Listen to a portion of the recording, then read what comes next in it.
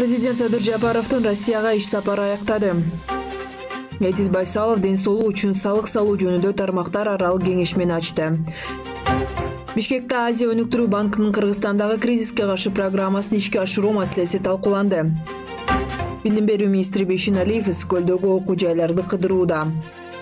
Ош областынын башчысы жаңы төрөлгөн 4 эмге 100 000 сом сүйүнчө берди.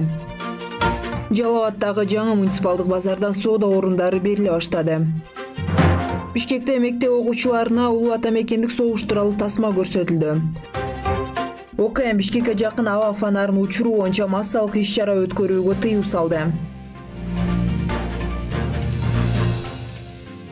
Кыргызстандын президенти Садыр Жапаровдун 16 майда өткөн жамааттык коопсуздук келишим уюмуна мүчө мамлекеттердин башчыларынын жыйынына катышуу үчүн Россиянын борбору Москвага иш сапары аяктады. Өлкө лидерлери эл аралык жана аймактык коопсуздуктун абалын, ЖККнун азыркы реалдуктагы ролун жана ордун, ошондой эле кризиске каршы аракеттенүү системасын өркүндөтүү маселелерин талкуулашты. Иш сапары аяктаган соң мамлекет башчысы бүгүн 17 майда Бириккен Араб Эмиратынын президенти Шейх Халифа бин Заид Аль Нахаяндын каза болгондугуна байланыштуу аза күтүү иш-чараларына катышуу үчүн Москвадан Абу-Даби шаарына багыт алды. Министрлер кабинетинин төрагасынын орун басары Эдил Байсалов ден соолук үчүн салык салуу потенциалын жогорулатуу боюнча семинарга катышты. Семинардын жүрүшүндө Кыргызстанда өлүмдүн негизги себептери болуп жугуштуу эмес оорулардын катарына кирген жүрөктүн ишемиялык оорусу, инсульт, цирроз жана өпкө оорулары экендиги айтылды. Белгилей кетсек, семинар 2 күн бою өтүп, анын жыйынтыгында ден соолук үчүн салык салуу тармагындагы потенциалды жогорулатуу боюнча теориялык жана практикалык сунуштар иштелип чыгат. Финансы министри Алмаз Бакитаев Азия өнүктүрүү банкынын Борбордук Азия жана Батыш Азия мамлекеттериндеги башкаруу, каржы сектору жана соода боюнча директору Тарих Ниязи менен жолугушту. Ошондой эле Азия өнүктүрүү банкынын Кыргызстанда кризиске каршы программасын ишке ашыруу маселеси талкууланды. Мындан тышкары Азия өнүктүрүү банкы менен кызматташуунун стратегиялык багыттары, Кыргызстан менен Азия өнүктүрүү банкы ортосундагы өз ара аракеттенүү, анын ичинде 2022-2024 жылдарга пландаштырылган долбоорлорду ишке ашыруу үчүн Азия өнүктүрүү банкы тарабынан жардам көрсөтүү маселелери козголду.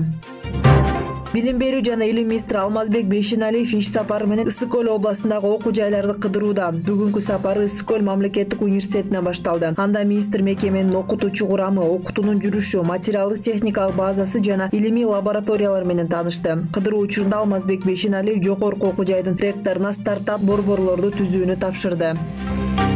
Бүгүн 17 майда Кыргызстандын президентинин Ош областына ыйгарым укуктуу өкүлү Зиядин Жамалдинов Ош областтык төрөт үйүндө жарыкка келген 4 ымыркайдан кабар алды. Маалыматка ылайык, область башчысы ымыркайлардын ата-энесин куттуктап 100 000 сом сүйүнчө берди. Белгилей кетсек, 2 майда Кара Суу районунун 1992 жылы туулган тургуну 4 ымыркайларды жарыкка алып келген. Жалал Абад шаарынын Курманбек көчөсү номер 8 дарегинде курулуп жаткан жаңы муниципалдык базардан соода орундуктары бериле баштады. Маалыматка ылайык, алгач борбор базардын муниципалдык жеринде соода сатык жүргүзгөн соодагерлерге кезексиз берилет. Белгилей кетсек, аталган базарда 800гө жакын орун бар. Анын үстү толугу менен жабык жана алды тарабында кенен унаа токтотуучу жайы бар. Жаш муундарды патриоттуулукка тарбиялоонун алкагында Свердлов районунун окуучулары үчүн Октябрь кинотеатрында «Кут келди» фильмдер киностудиясынын режиссеру Медин Учкуевдин Баатыр баяны улуу атамекендик согуштун 77 жылдыгына арналган көркөм даректүү тасмасы көрсөтүлдү. Маалыматка ылайык, тасмада Советтер Союзунун баатыры Тукубай Тайгараевдин эрдиктери баяндалат. Тасманы көрсөтүү Кыргызстандын президентинин инсандын руханий адептик өнүгүүсү жана дене тарбиясы жөнүндө концепциясынын ишке ашыруу боюнча жарлыгын аткаруу максатында өткөрүлдү. Өзгөчө кырдаалдар министри 21 май аба фонары фестивалында Бишкекке жакын жерде асманга Кытай фонарларын учурууга тыюу салды. Ведомстводон билдиргендей, социалдык тармактарда 21 майда Бишкектин четинде аба фонары фестивалын уюштуруучулар шаар сыртына чыгып, жаратылыш койнунда түндөсү 2000ден ашуун Кытай фонарын абага кое берери тууралуу маалымат тарап, шаардыктар анын айлана чөйрөгө тийгизе турган таасирине кабатырланышууда.